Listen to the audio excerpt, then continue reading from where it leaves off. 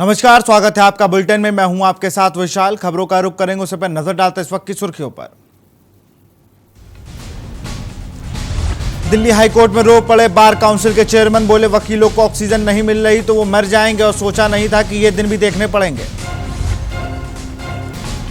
प्रदेश में 15 दिन में 12,379 मौतें, इनमें सिर्फ 19 जिलों में 5,484 कोविड प्रोटोकॉल से हुआ अंतिम संस्कार। 2 महीनों में कोरोना ड्यूटी में लगे 726 शिक्षकों की मौत, 2,845 हुए संक्रमित। छिंदवाड़ा, उज्जैन में 61 और सिवनी में सर्वाधिक मौतें। एमपी में 1 मई से नहीं शुरू होगा वैक्सीनेशन, 2.5 लाख वैक्सीन के डोज मिलते ही 18+ लोगों को 5 मई से होगा टीकाकरण।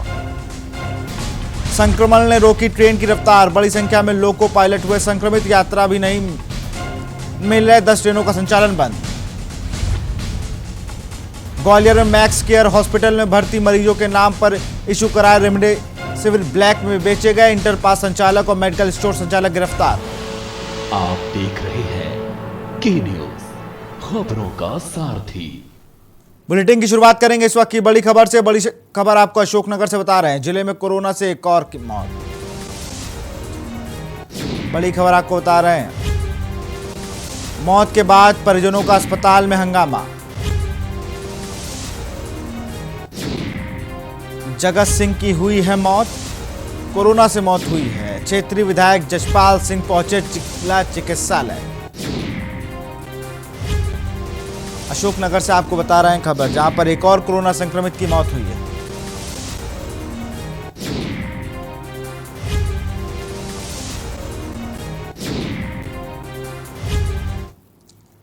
मुख्यमंत्री शिवराज सिंह चौहान ने प्रदेश में 18 वर्ष के युवाओं को जो वैक्सीन लगवाने की तारीख में बदलाव किए हैं। सिंह ने कहा कि मध्य प्रदेश में वैक्सीन उत्पादन नहीं हो पा रहा है, इस कारण टीका लगवाना अभी वक्त लगेगा। बयान के आधार पर देखें तो मध्य प्रदेश में टीकाकरण 3 मई के बाद होने की संभावना ज्यादा है। साथ ही इस टीके को प्रदेश भर में निःशुल्क लगाया जाएगा। वैक्सीनेशन का ये कार्यक्रम मध्य प्रदेश में प्रारंभ नहीं किया जा सकेगा। हम जानते हैं 1 तारीख से पहले 18 साल से ऊपर के नौजवानों को वैक्सीन लगाने का अभियान प्रारंभ होना था। इसके लिए मध्य प्रदेश ने कोविशील्ड और कोवैक्सीन दोनों के लिए संबंधित कंपनियों को ऑर्डर जारी किए थे, खरीदने के ऑर्डर हमने प्लेस किए थे। लेकिन दोनों कंपनियों से संपर्क करने के बाद ये पता चला है कि 1 तारीख को वो हमें वैक्सीन के डोजेज दे नहीं पाएंगी और इसलिए 1 मई से वैक्सीनेशन का ये कार्यक्रम मध्य प्रदेश में प्रारंभ नहीं किया जा सकेगा। हम जानते हैं कि उत्पादन की भी एक सीमा है। जैसे जैसे उत्पादन होगा और हमें वैक्सीन के डोजेज मिलेंगे, वैसे वैसे हम 18 साल से ऊपर के जो हमारे नौजवान हैं उनको निःशुल्क वैक्सीन लगाने का अभियान चलाएंगे। खबर राजधानी से, जहां शिक्षा चिकित्सा मंत्री विश्वास सारंग ने बीमा हॉस्पिटल में बने कोविड सेंटर का निरीक्षण किया। सारंग ने कहा कि एमपी में इलाज की सुविधाओं को बढ़ाना हमारा लक्ष्य होगा। भोपाल के अस्पतालों को अब डेडिकेटेड कोविड सेंटर बनाया गया है। साथ ही कोविड सेंटर को आराधना अस्पताल के साथ लिंक कर सभी सुविधाओं को निःशुल्क कर दिया गया है। प्रदेश में वैक्सीनेशन टला नहीं है। 18+ के लिए जल्द ही वैक्सीनेशन डोज शुरू किया जाएगा।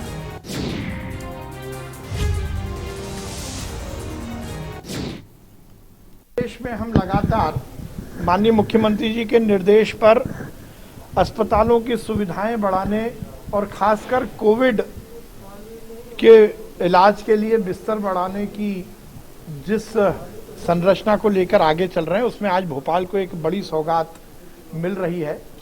ये ईएसआई का अस्पताल जो कि श्रम विभाग द्वारा संचालित होता है। हमारे माननीय मंत्री जी भी, श्रम मंत्री जी विजेंद्र प्रताप सिंह जी यहाँ पर उपस्थित हैं। हमारी विधायक कृष्णा गौड़ जी बहुत दिनों से इनके क्षेत्र में कोई डेडिकेटेड कोविड सेंटर शुरू हो, इसकी मेरे से बात करती रही, इन्होंने ये मांग की थी। तो आज हमने माननीय मंत्री जी के सहयोग से और विधायक जी की मांग पर ये ईएसआई के अस्पताल को कोविड केयर सेंटर में तब्दील किया है। चिकित्सा शिक्षा मंत्री एवं सीहोर जिला कोविड प्रभारी विश्वास सारंग ने जिला पंचायत सभा कक्ष में कोरोना को लेकर समीक्षा बैठक की।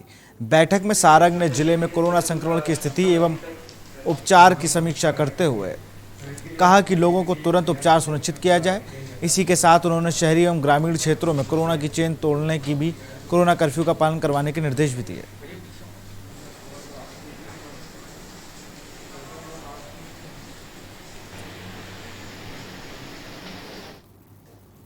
खबर मध्य प्रदेश की राजधानी भोपाल से है, जहां 50 किलोमीटर की दूरी पर बैरसिया तहसील ग्राम अजपुरा में दबंगों की हैवानियत देखने को मिली है। गुर्जर समाज के लोगों ने सपेरा समाज की पूरी बस्ती को आग के हवाले कर दिया। सपेरा समाज के लड़के पर उनके समाज की लड़की को भगाने का आरोप है, जिस बात को लेकर समाज के लोगों ने सपेरा बस्ती में लोगों की जमकर पिटाई की और सही सलामत अपनी बेटी को सौंपने की मांग की।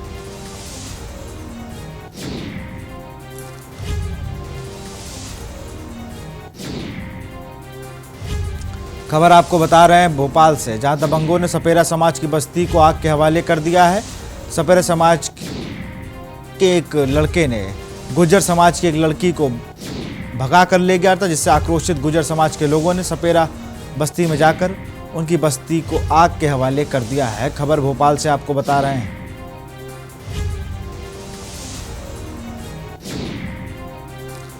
तो भोपाल में दबंगों का कहर देखने को मिला है,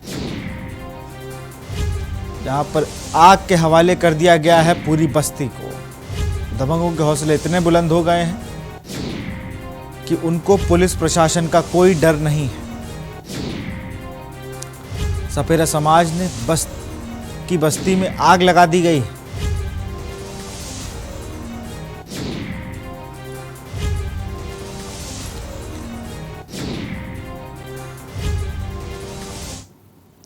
छतरपुर जिले के महाराजपुर विधायक नीरज दीक्षित लगातार अपने क्षेत्र को कोरोना से लड़ने में मदद कर रहे हैं।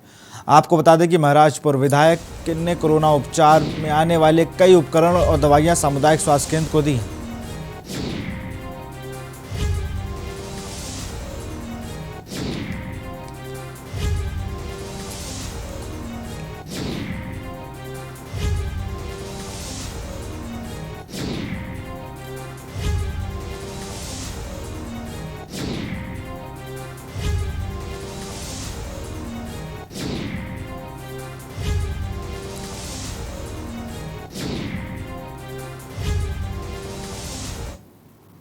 प्रदेश के मुख्यमंत्री शिवराज सिंह चौहान की पहल पर राज्य शासन द्वारा उज्जैन जिले को 100 ऑक्सीजन कंट्रैक्टर मशीनें भेजी गई हैं। इनमें से 40 ऑक्सीजन मशीनें उच्च शिक्षा मंत्री डॉक्टर मोहन यादव एवं सांसद अनिल फिरोजिया द्वारा माधवनगर चिकित्सालय को भेंट की गई है। माधवनगर हॉस्पिटल में पूर्व में कार्यशील 180 ऑक्सीजन बेड के अलावा 40 ऑक्सीजन कॉन्ट्रैक्टर के साथ कुल 220 ऑक्सीजन की सुविधा वाले बेड संचालित किए जाएंगे।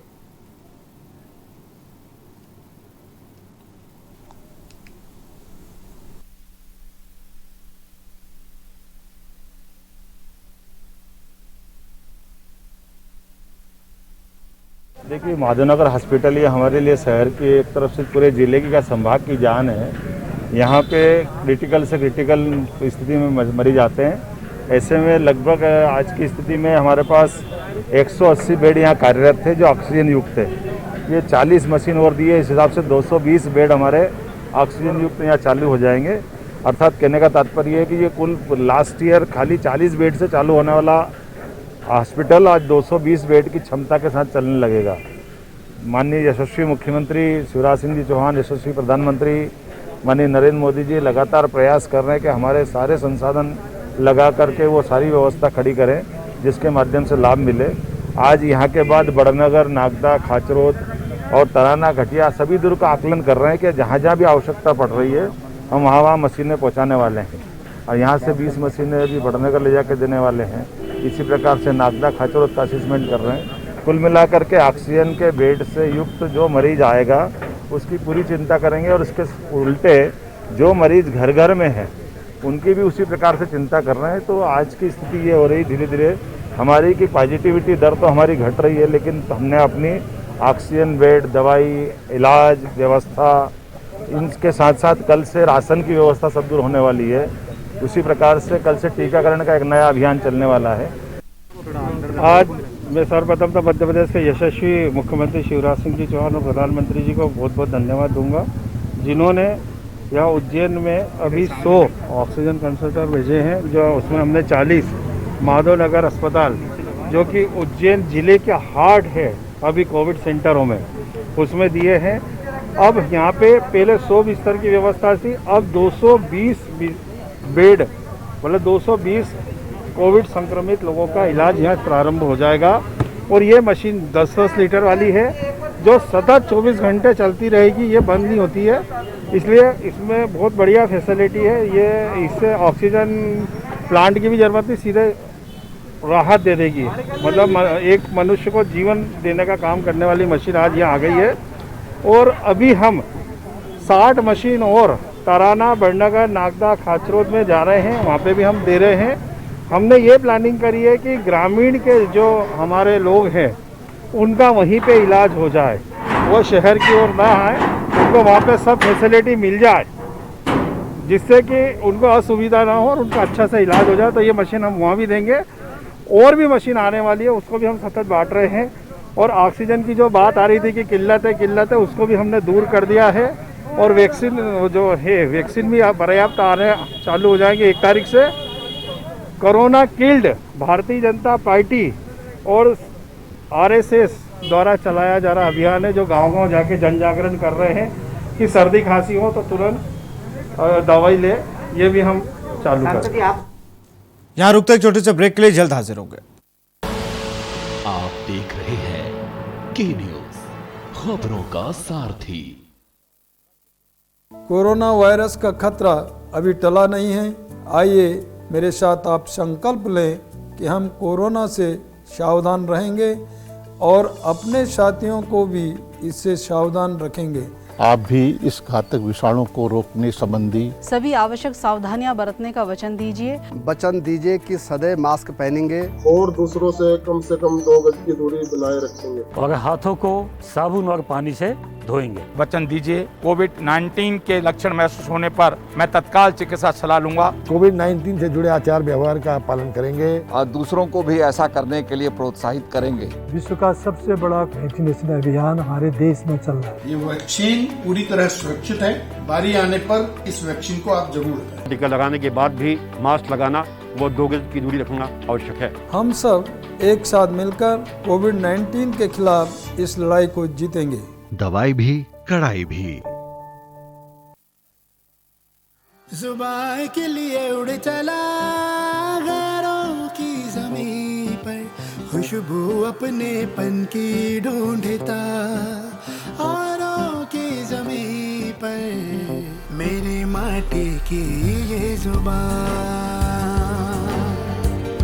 मेरी माटी की ये जुबान है मुझसे दूर मीलों दूर, पर ये दिल है कि चख रहा है उन्हीं अल्फाजों का नूर नूर और नूर। दूर कितना भी जा, इस जुबान से दूर ना जा पाओगे।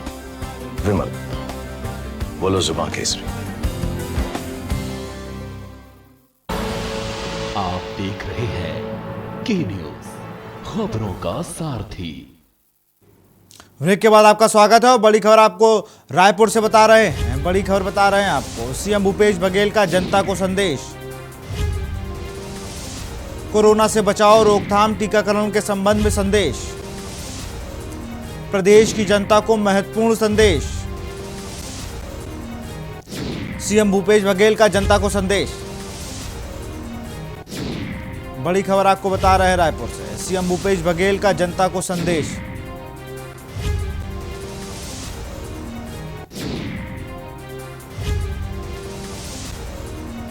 और अपने संदेश में मुख्यमंत्री भूपेश बघेल ने क्या कुछ कहा है वो भी सुन लेते हैं। प्रिय भाइयों एवं बहनों, जय जोहार। इस समय पूरी दुनिया कोरोना की महामारी से जूझ रही है। तत्कालीन सरकार के 15 वर्षों के शासनकाल में स्वास्थ्य एवं चिकित्सा सेवाओं को कभी पर्याप्त महत्व नहीं दिया गया। इन परिस्थितियों में कोरोना जैसी महामारी का सामना करना एक बड़ी चुनौती थी, परंतु हमने अब तक इस चुनौती का पूरी सक्षमता से सामना किया है। हमने प्रदेश के स्वास्थ्य सेवाओं के ढांचे एवं व्यवस्था में सुधार हेतु काफ़ी काम किया है, जिसके कारण ही कोरोना के प्रबंधन में हमारे राज्य की स्थिति अन्य राज्य की तुलना में काफ़ी बेहतर है। पिछले साल जब कोरोना की पहली लहर का हम पर हमला हुआ था तो हम सब ने मिलजुल कर उसका सामना किया था। वह ऐसा समय था जब हम कोरोना के विषय में ज़्यादा कुछ जानते नहीं थे, न हमारे पास इसके इलाज के लिए दवाएं थी, न इंजेक्शन आए थे, न वैक्सीन विकसित हुई थी और इलाज का प्रोटोकॉल भी अपने प्रारंभिक अवस्था में ही था। परंतु सभी के सहयोग से, सभी के भरोसे के साथ और सभी के योगदान के साथ हमने उस कठिन समय पर विजय हासिल की थी। आज एक बार फिर से कोरोना की दूसरी लहर का हम सब सामना कर रहे हैं, जो पहली लहर की तुलना में ज़्यादा संक्रामक और ख़तरनाक है। परंतु हमें पूरा विश्वास है हम सब मिलकर अपनी नई जिम्मेदारी निभाते हुए मजबूती से इस दूसरी लहर का भी सामना करेंगे और जीतेंगे। छत्तीसगढ़ में अब तक 7,13,706 लोग संक्रमित हुए हैं, जिनमें से 5,87,484 लोग रिकवर कर चुके हैं। वर्तमान में 1,17,910 लोग एक्टिव संक्रमित हैं। प्रदेश में 80% अनुपात में 16.5% है, वहीं रिकवरी दर 82.3% है। परंतु यह बात आपके भीतर एक नया विश्वास पैदा करेगी कि छत्तीसगढ़ कोविड वैक्सीनेशन के मामले में देश के कई विकसित और साधन संपन्न राज्यों को पीछे छोड़ चुका है। प्रदेश में 55,69,000 से ज़्यादा डोज वैक्सीन के लग चुके हैं और देश के बड़े राज्यों से हम आगे हैं। हमारे राज्य में वैक्सीनेशन 72% हुआ है, जो देश में सर्वाधिक है। ये आंकड़े सिर्फ 45 साल से ज़्यादा उम्र के लोगों एवं फ्रंटलाइन वर्कर्स को मिलाकर है। हमने फैसला किया है कि हम प्रदेश के 18 साल से लेकर 44 साल तक के लोगों को मुफ्त में कोविड वैक्सीन लगाएंगे और इसके लिए व्यापक कार्य योजना और व्यवस्थाएं की गई है। 1 मई से शुरू होने वाले टीकाकरण अभियान के लिए हमने अपने सभी जिलों में सारी तैयारियां पूरी कर ली है। हमारे सभी टीकाकरण केंद्र पूरी तरह से तैयार है। भारत सरकार ने यह अवगत कराया है कि वह 18 से 44 आयु वर्ग के लोगों के वैक्सीनेशन के लिए 1,03,040 वैक्सीन उपलब्ध कराएगी। चूँकि वैक्सीन की कमी है, इसलिए हम अपने राज्य में सबसे गरीब व्यक्ति को, जिसके पास अंत्योदय कार्ड है, से वैक्सीनेशन की शुरुआत करेंगे। इसके लिए हितग्राही को अपना राशन कार्ड और आधार कार्ड लेकर आना होगा। जैसे जैसे हमें वैक्सीन मिलती जाएगी, वैसे वैसे हम क्रमशः सभी वर्गों के लोगों के वैक्सीनेशन की दिशा में आगे बढ़ते जाएंगे। मैं अपने प्रदेश की जनता को अवगत कराना चाहता हूं कि 2018 में जब हम प्रदेश में हमें प्रचंड जनादेश मिला था, उस समय प्रदेश में कुल 279 ICU बेड थे, जिसे हमने बढ़ाकर 729 कर दिया है। ऑक्सीजन बेड 1242 थे, हमने इसे बढ़ाकर 7,042 तक पहुंचाया है। HDU बेड एक भी नहीं था, परंतु आज हमारे पास 515 HDU बेड है। प्रदेश के अस्पतालों में 15,001 जनरल बेड थे, जिसे हमने बढ़ाकर 29,667 कर दिया है।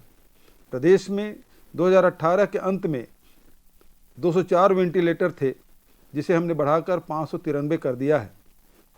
इस प्रकार हमने प्रदेश की स्वास्थ्य सुविधाओं में कई गुना की वृद्धि की है, जो कि अपने आप में एक रिकॉर्ड है।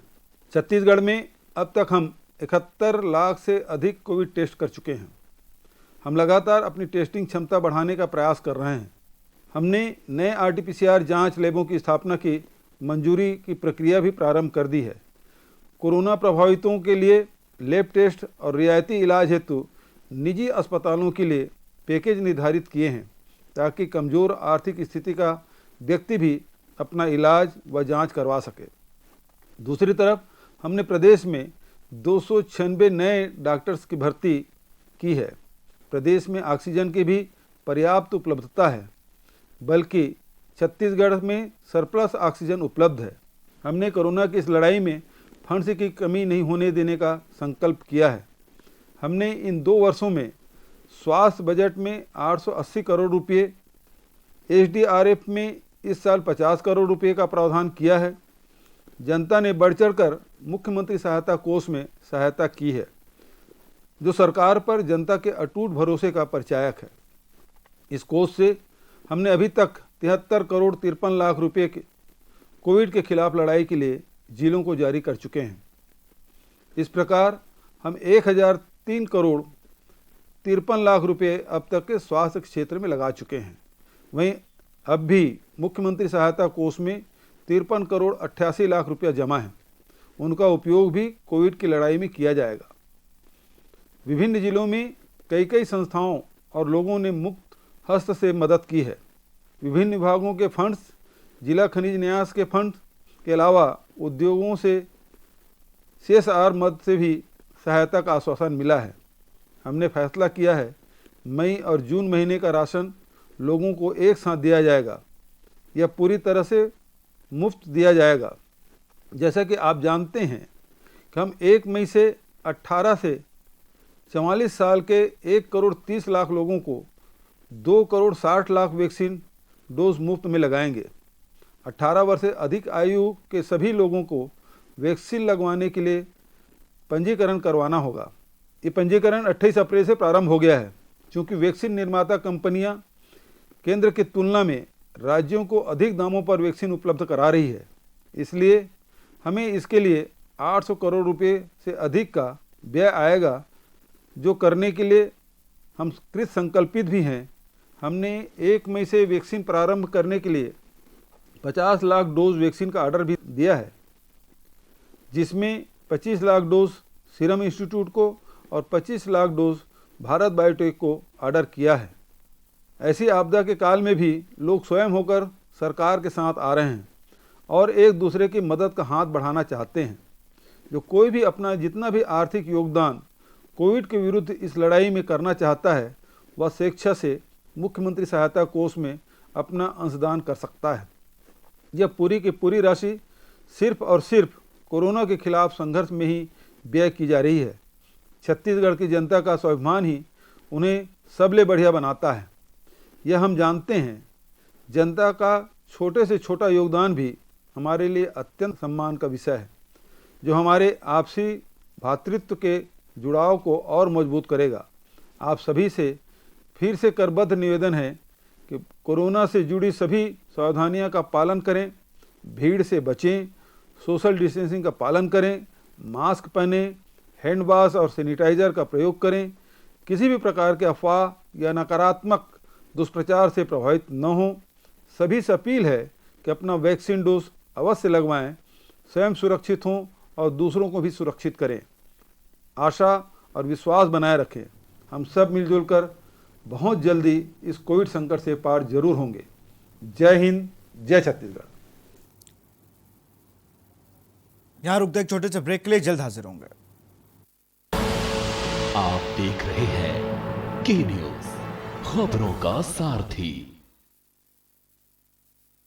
नमस्कार सम्मानित भाइयों और बहनों, जैसा कि आपको पता है कि कोरोना संक्रमण की दूसरी लहर तेजी से बढ़ रही है, लेकिन ऐसे नाजुक वक्त में भी कुछ लोग कोरोना संबंधी दवा और इंजेक्शन की कालाबाजारी करने से बाज नहीं आ रहे हैं, जिसकी वजह से मरीजों को भारी मुश्किलों का सामना करना पड़ रहा है। एक तरफ जहां हमारे चिकित्सक और स्वास्थ्य कर्मी अपनी जान की परवाह किए बगैर दिन रात लोगों की सेवा में जुटे हैं, वहीं दूसरी ओर कुछ लोग दवा की कालाबाजारी कर लोगों के जीवन के साथ खिलवाड़ कर रहे हैं। मैं आपको विश्वास दिलाता हूं, अब ऐसा करने वाले किसी भी कीमत पर बख्शे नहीं जाएंगे। सरकार पूरी तत्परता और गंभीरता से कोरोना महामारी से निपटने के लिए हर संभव प्रयास कर रही है। हमारे लिए एक एक जान बहुत कीमती है। दवा डीलरों और मेडिकल स्टोर के समस्त संगठनों और संचालकों से मेरा विशेष अनुरोध है कि इस कालाबाजारी को रोकने में सरकार की मदद करें और मानवता का परिचय दें। नमस्कार, जय हिंद। आप देख रहे हैं के न्यूज, खबरों का सारथी। कमल पटेल ने कोरोना से मरने वाले कृषि उपज मंडी के कर्मचारियों के लिए बड़ी घोषणा की है। कृषि मंत्री पटेल ने कहा कि 1 अप्रैल से अभी तक 21 मंडी कर्मचारियों की कोरोना से मौत हुई है, जिससे उनके परिवार पर संकट आया है। इसलिए मैंने ये फैसला किया है कि सभी 21 मंडी कर्मचारियों के परिजनों को 25-25 लाख की सहायता राशि दी जाएगी। उन्होंने कहा कि मंडी बोर्ड के प्रथम श्रेणी से लेकर चतुर्थ श्रेणी के कर्मचारियों के परिजनों का सहायता देने के लिए ये निर्णय लिया गया है। जिन लोगों का निधन हुआ है 31 परिवार, वो इस समय संकट में है और इसलिए मैं मंडी बोर्ड का अध्यक्ष भी हूँ। इसलिए मंडी बोर्ड निधि से 25-25 लाख रुपए सभी मृतक परिवार के सदस्यों को संबल देने के लिए, सहायता देने के लिए सहायता की घोषणा करता हूँ। विदिशा जिले के गंजबासोदा के ग्राम कुल्हार के एक शादी समारोह में कोरोना गाइडलाइन का उल्लंघन किया जा रहा था, जिस पर कार्रवाई करते हुए पुलिस ने वर वधू के पिता और पंडित पर केस दर्ज किया है। दरअसल प्रशासन ने शादी के लिए दोनों पक्षों से सिर्फ 10-10 लोगों की शामिल होने की अनुमति दी थी, लेकिन इसके बाद भी लोगों ने प्रशासन के आदेश को ताक पर रखकर दी गई अनुमति से ज़्यादा लोगों को शादी में शामिल कर लिया, जिसका वीडियो सोशल मीडिया पर वायरल हो रहा था। जब इस बात की जानकारी पुलिस को लगी तो पुलिस ने मौके पर पहुंचकर लोगों को गाइडलाइन का पालन करने की हिदायत दी और वर वधू के पिता समेत पंडित पर गाइडलाइन का उल्लंघन करने के केस दर्ज किए हैं। कल बासोदा देहात में ग्राम कुल्हार में एक शादी थी, जिसमें SDM से अनुमति ली गई थी और उसमें प्रोटोकॉल के तहत अनुमति